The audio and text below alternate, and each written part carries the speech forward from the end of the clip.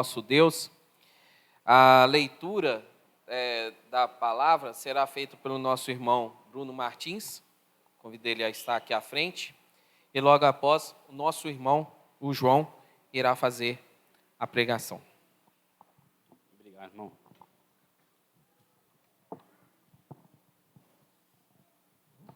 Bom dia, igreja.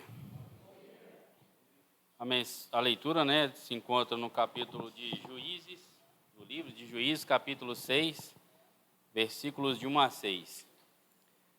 Enquanto os irmãos localizam aí, eu quero agradecer o Wesley por ter cantado aquela música que eu pedi, mas na verdade não foi eu que pedi, quem pediu foi minha filha, a Pamela. A gente devemos dar glória a quem merece, né? 2 dias antes da gente viajar, minha filha escutou essa música pela primeira vez. E quando a gente estava viajando no carro, ela estava assim: ô pai, canta aquela música, coloca aquela música no rádio. E eu estou assim: aquela qual? Aí ela foi, me falou e, para minha surpresa, a primeira vez que ela tinha escutado essa música. E nossa viagem, de fato, foi muito abençoada escutando essa música que nos trouxe acalento. E domingo passado, vindo aqui para a igreja, eu peço até desculpa aos irmãos por demorar na leitura, vindo para a igreja, ela está assim: ô pai, por que a igreja não canta essa música? Ela é tão bonita. Eu falei assim: a gente pode pedir para cantar, filho, eles vão cantar. E muito obrigado, Hélio, então, por ter cantado essa música, mas foi um pedido da Pamela. Juízes, capítulo 6, versículos de 1 a 6. Porém, os filhos de Israel fizeram o que era mal aos olhos do Senhor. E o Senhor os entregou nas mãos dos midianitas por 7 anos. E prevaleceram a mão dos midianitas sobre Israel. Fizeram os filhos de Israel para si, por causa dos midianitas, as covas que estão nos montes, as cavernas e as fortificações. Porque sucedia que, semeando Israel, os midianitas e os amalequitas e também os do Oriente, contra ele subiam, e punham-se contra ele em campo e destruíam os frutos da terra até chegarem a Gaza. E não deixaram mantimento em Israel, nem ovelhas, nem bois, nem jumentos, porque subiam com os seus gados e tendas, vinham como gafanhotos, e em grande multidão não se podiam contar, nem a eles, nem os seus camelos, e entravam na terra para destruir. Assim, Israel empobreceu muito pela presença dos midianitas. Então os filhos de Israel clamaram ao Senhor.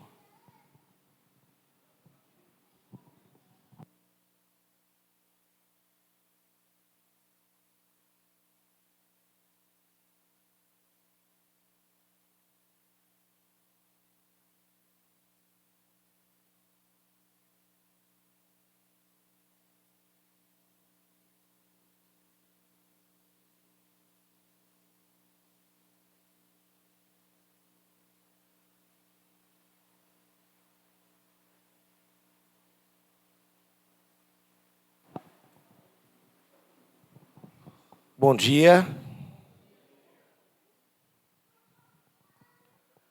O Carlos já falou, mas eu vou falar de novo. É um prazer muito grande ver cada um de vocês aqui, cada rostinho presente hoje. Aqui é o melhor lugar do mundo para que você possa estar hoje pela manhã.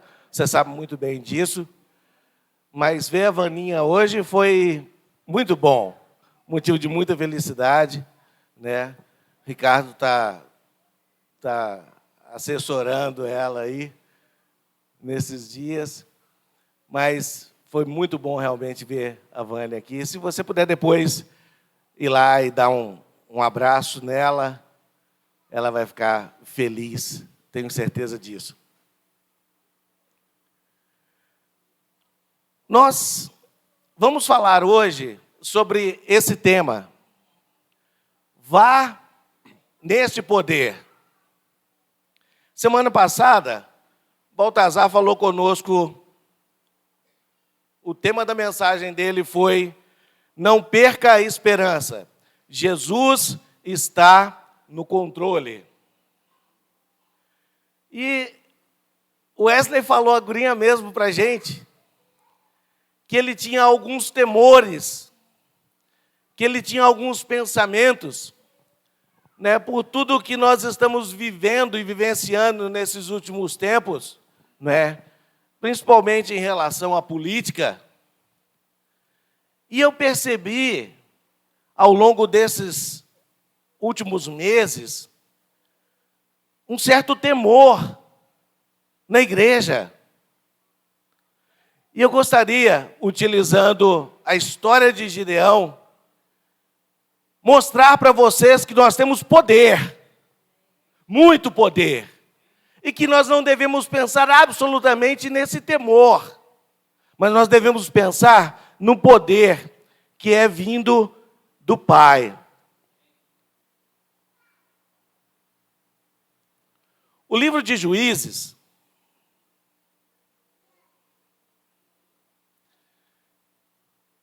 se você pegar Juízes e fizer um resumo dele, o resumo de Juízes está aqui.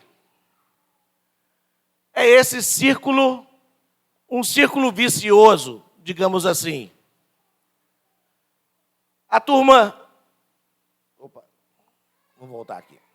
A turma pecava e tinha uma queda, e aí eles passavam por um período de muito sofrimento, de muita angústia. Povos vinham e assolavam o povo de Deus, a Israel. E aí o povo suplicava, o povo orava, o povo clamava, e Deus dava a salvação. Levantava um outro juiz, e eles passavam um tempo tranquilos, sob a obediência da palavra de Deus, das leis de Deus.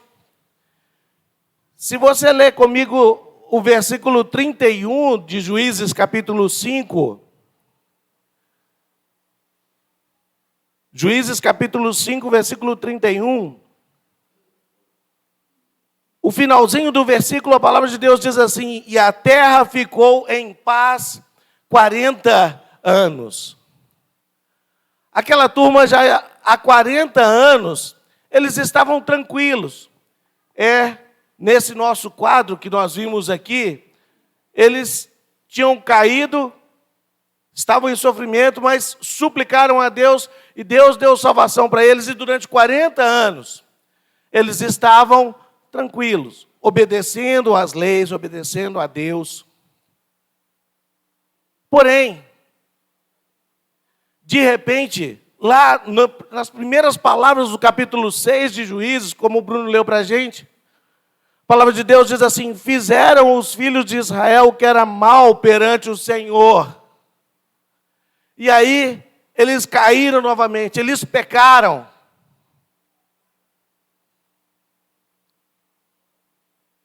E aí vem um profeta para falar com aquele povo que desobedeceu a palavra de Deus. Depois também vem um anjo, e quando ele chega pela primeira vez a Gideão, no versículo 11, Gideão, ele estava escondendo a sua debulha dos midianitas, e ele acredita que Deus tenha abandonado a eles, ao povo de Israel. Gideão, ele estava fazendo uma farinha do milho que eles haviam colhido.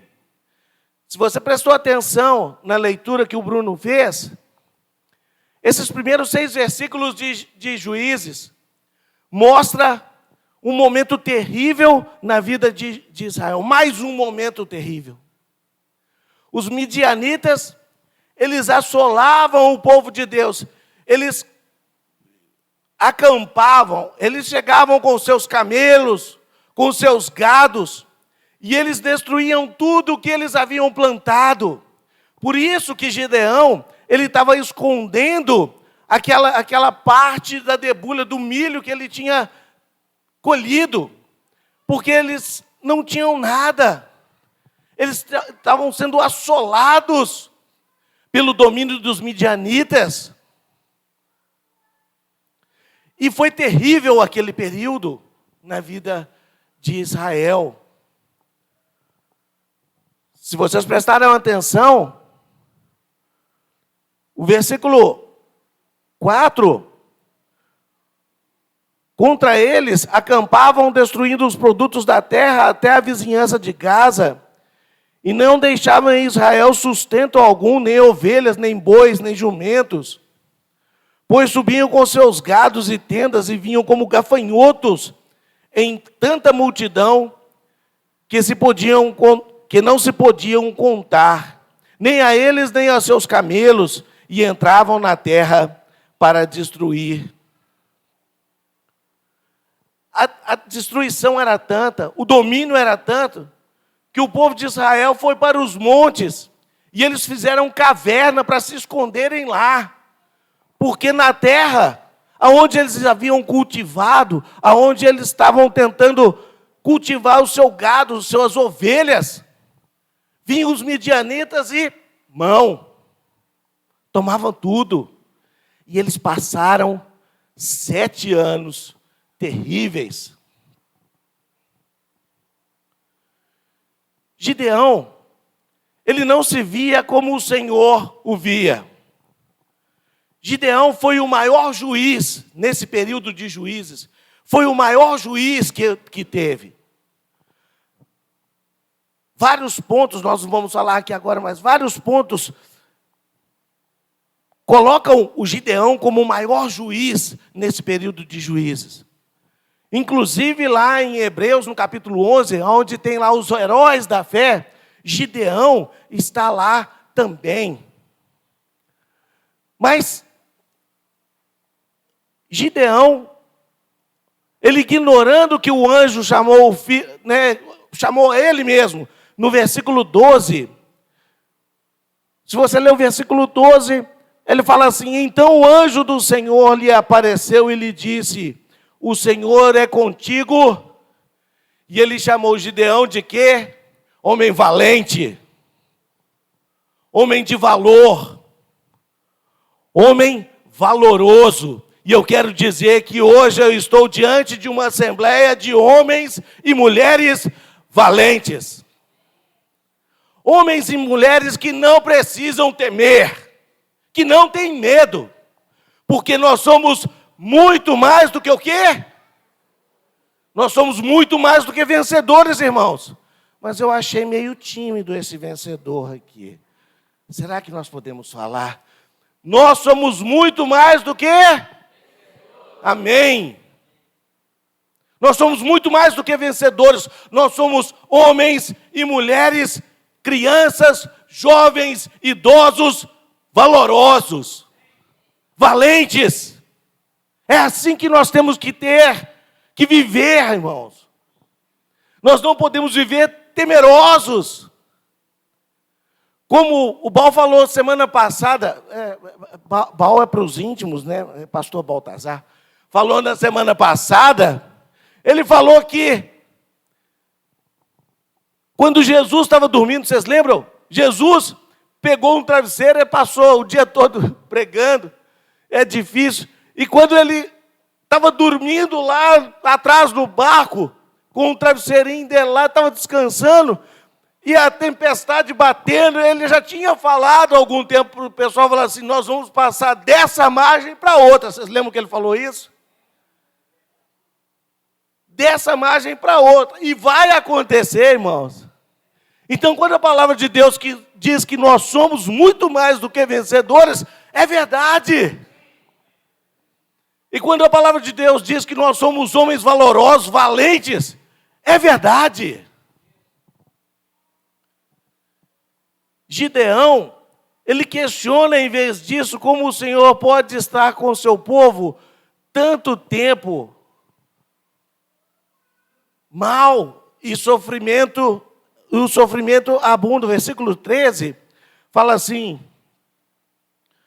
ai, Senhor meu, se o Senhor é conosco, por que nos sobreveio tudo isso? E que é feito de todas as suas maravilhas que nossos pais contaram, dizendo: não nos fez o Senhor subir do Egito, porém agora o Senhor nos desamparou e nos entregou nas mãos dos medianitas. O anjo chamou Gideão de homem valoroso. E ele está falando: mas por que se é Deus mesmo que tirou a gente lá do Egito, por que ele veio deixar a gente sofrer tanto, que nem comida a gente tem?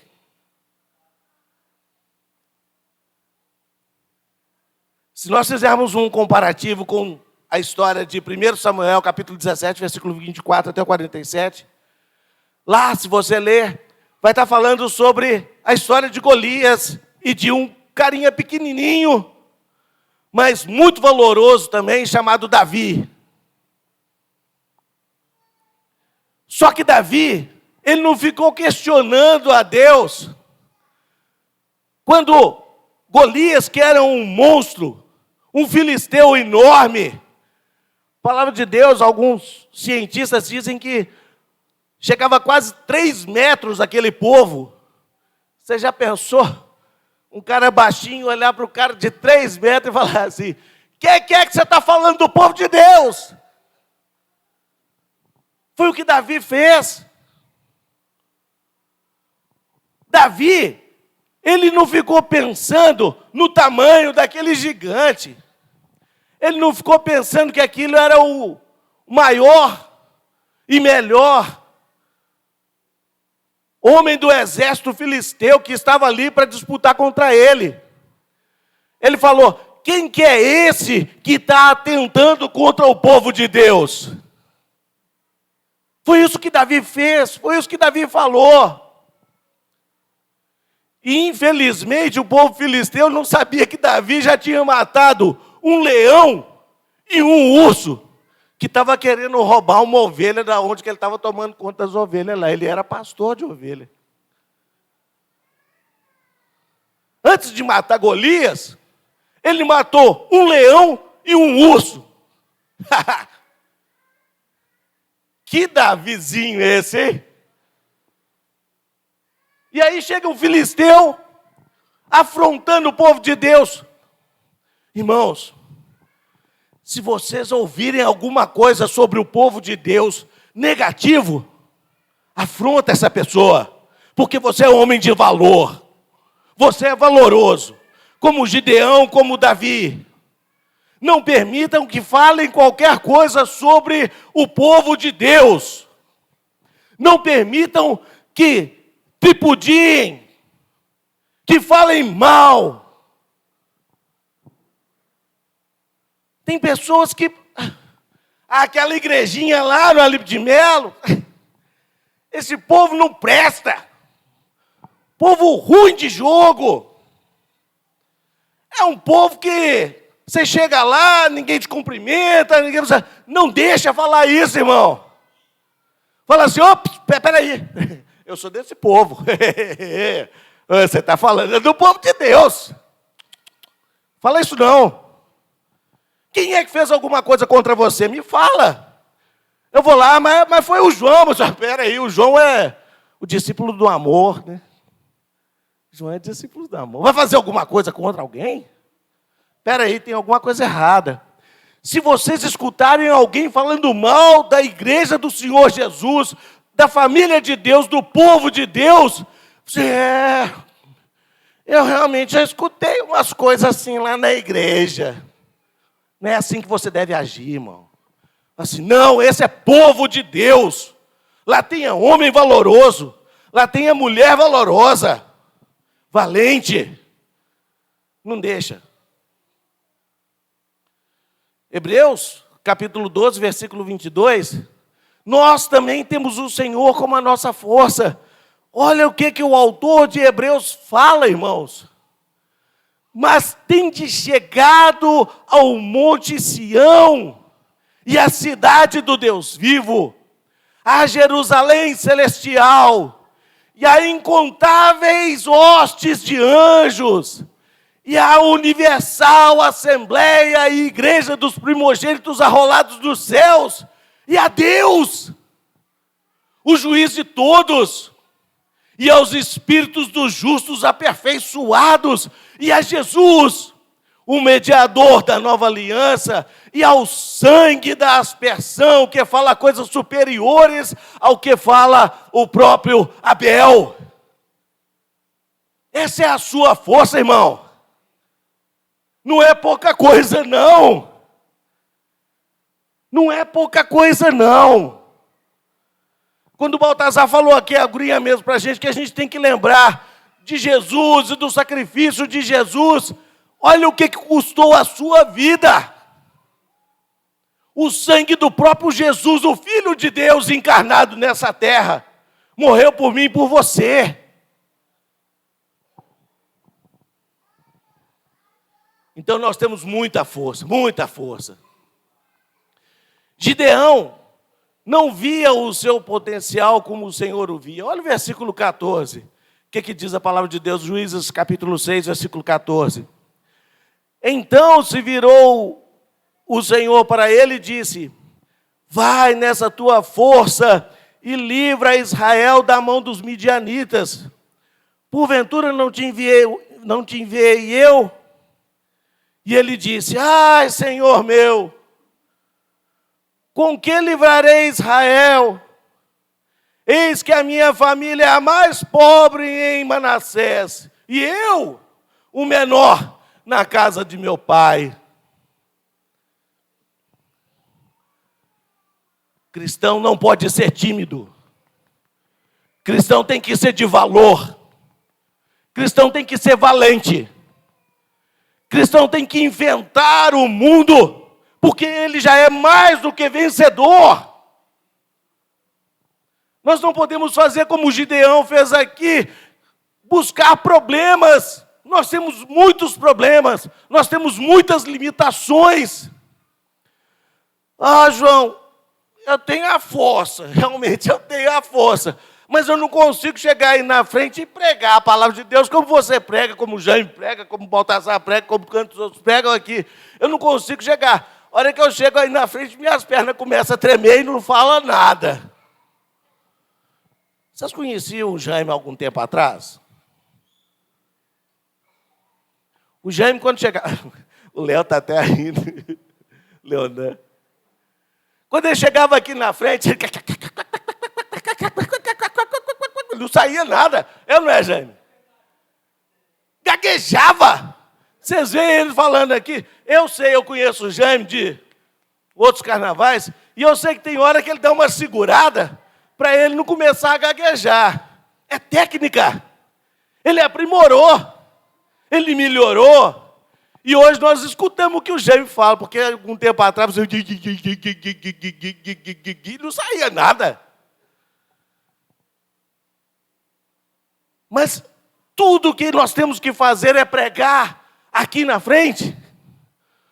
Ou nós temos também um ministério de oração? Temos ou não? Ou nós temos um ministério de mulheres? Temos ou não? Tem tanta coisa que nós podemos fazer e nós não podemos, irmãos, ficarmos nos diminuindo. Porque você é filho de Deus. Porque você tem o poder, a força. Porque você é de valor. Nós não podemos diminuir. Eu sou um cristãozinho assim, mais ou menos. Domingo eu vou lá na igreja, vou na igreja. Mas é mais ou menos, né? Não é que cristão assim. Para com isso, irmãos. Davi não teve tais problemas, porém ao enfrentar primeiro o gigante mundano no povo de Deus, o Saul, e depois o gigante incrédulo, Golias. Davi não pestanejou hora nenhuma.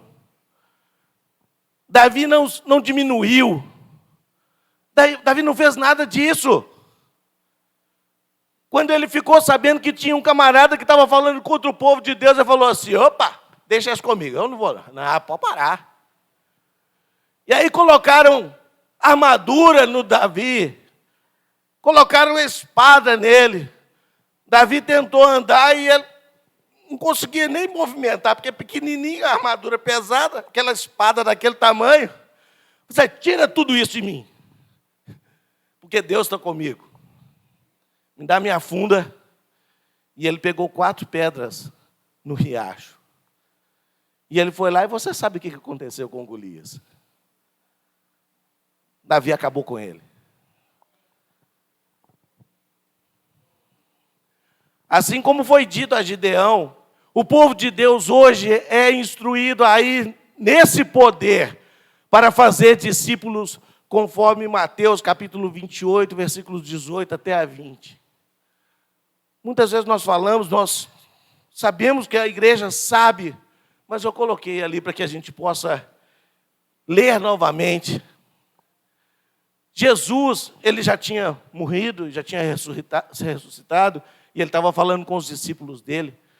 Aproximando-se dos seus discípulos, falou-lhes dizendo: toda a autoridade me foi dada no céu e na terra. Você é filho de Deus, irmão por adoção de Jesus, de quem toda a autoridade da terra foi dada para ele. E Jesus continua dizendo: ide. Não é algo que você possa pensar assim, ó, o João falou que lá em Mateus tem alguma coisa parecida que eu tenho que ir para fazer discípulos. Não. É Jesus falando com a gente. Homens de valor, mulher de valor, valentes. Ide, fazei discípulos de todas as nações, batizando-os em nome do Pai, do Filho e do Espírito Santo, ensinando-os a guardar todas as coisas. O Jaime hoje, durante um instituto, ele estava falando justamente isso. O culto é para que você possa ser ensinado. Os irmãos vêm aqui na frente e eles queimam a pestana, a massa cinzenta, para que eles possam trazer mensagens, para que a igreja seja edificada, para que a igreja seja instruída. E nós estamos seguindo o mandamento de Jesus, ensinando-os a guardar todas as coisas que eu vos tenho ordenado.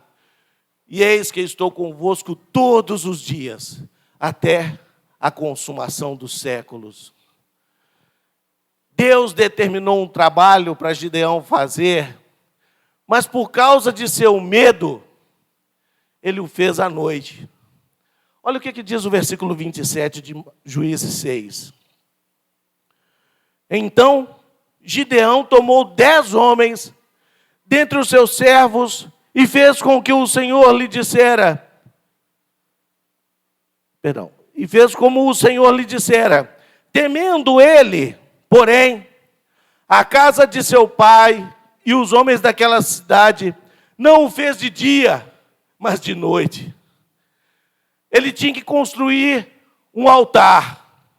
Ele pegou 10 homens. Mas só que ele foi de dia. Foi não. Ele foi de noite porque ele estava com medo. Com medo dos midianitas.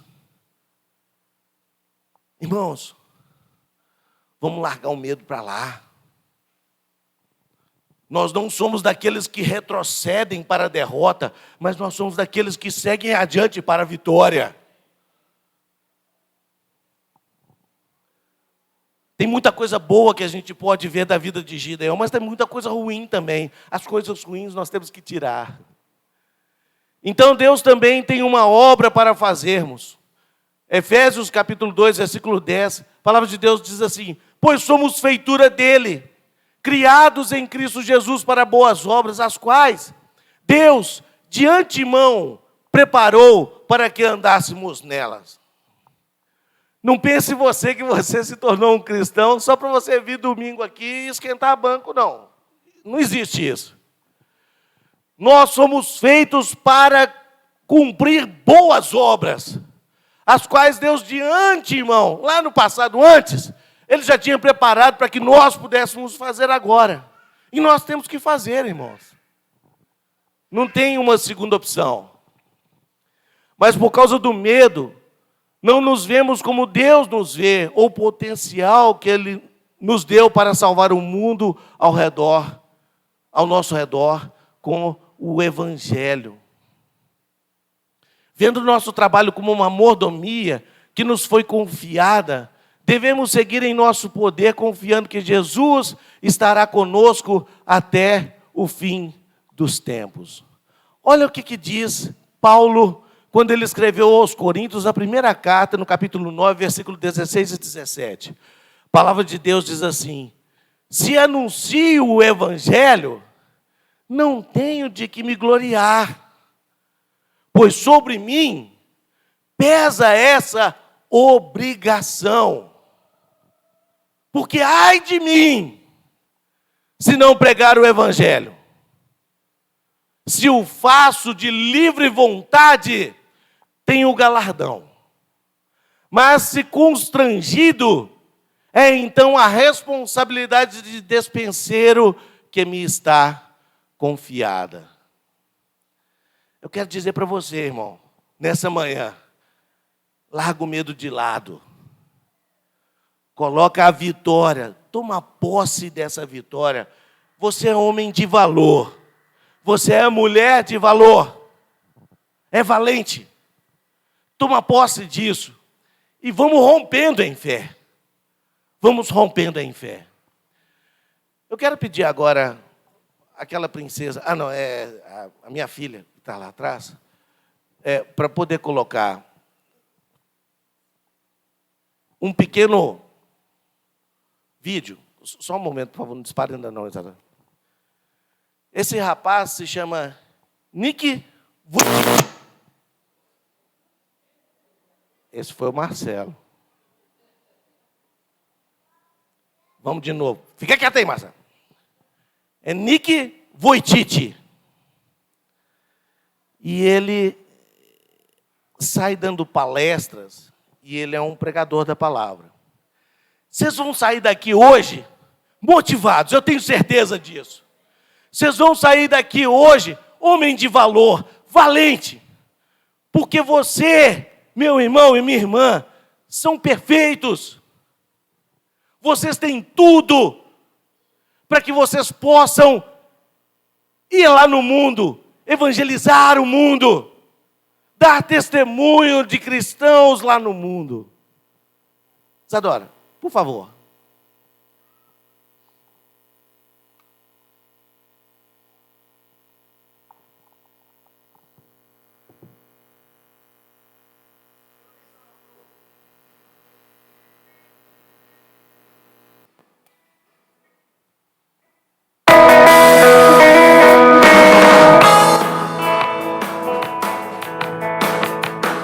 Não tenho braço nem pernas, mas sou muito grato por essa asinha de frango.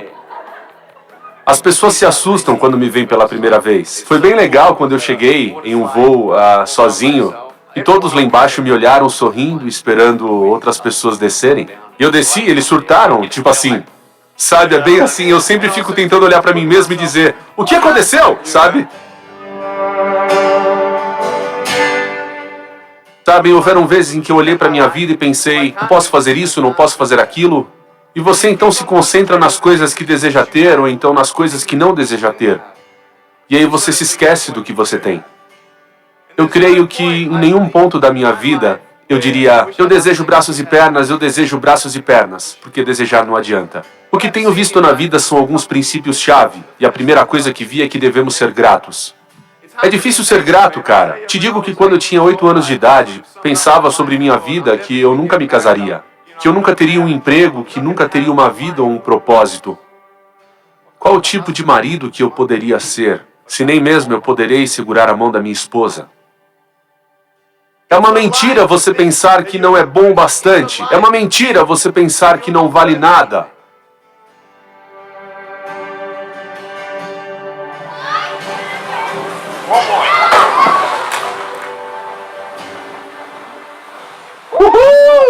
Está congelando, não estou sentindo minha mão. Eu amo a vida, sabem? As pessoas me perguntam como posso sorrir tanto. E eu digo, bem, é uma longa história. Mas, ao mesmo tempo, é muito simples. Sabem, às vezes é muito difícil sorrir quando acontecem coisas na vida que você não sabe ou não compreende. E você não sabe se conseguirá superar. Você passa por uma tempestade na vida e você não sabe quanto tempo a tempestade vai durar. E hoje irei compartilhar com vocês alguns princípios que aprendi na minha vida e que vocês poderão usar nas suas vidas.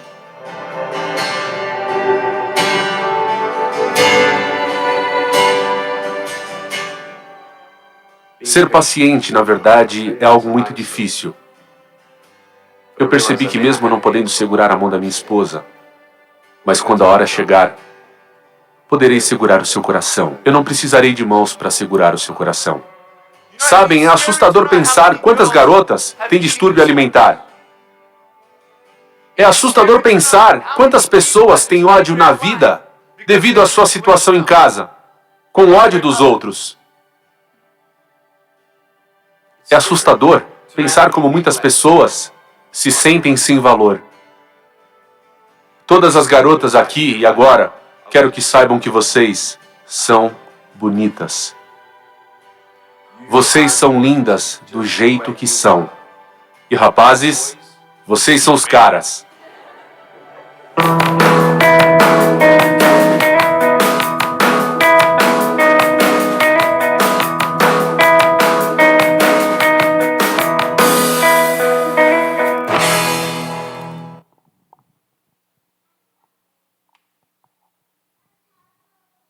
Fique de pé, por favor.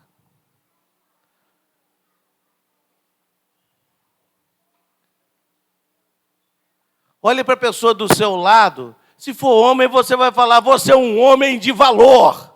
Se você for uma mulher, você vai falar, você é uma mulher valorosa. Olhe para a pessoa do lado e diga isso. Você é uma pessoa valorosa. Você é um homem de valor. Você é uma mulher valorosa. Nós somos perfeitos, irmãos. Nós temos que pregar o evangelho do Senhor Jesus. Aquela pessoa sem mãos, sem pés, prega o evangelho, por que nós não vamos pregar? Homens de valor. Oh, homens de valor, o que vocês estão fazendo para Deus com este poder? Nós temos muito poder. Amém? Nós somos homens de valor. Amém? Somos mulheres de valor. Amém? Então nós vamos enfrentar sem medo toda e qualquer adversidade na nossa vida. Amém? Pode se sentar.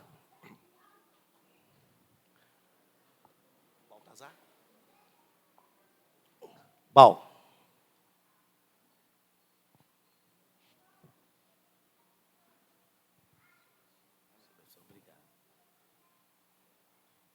Muito bom.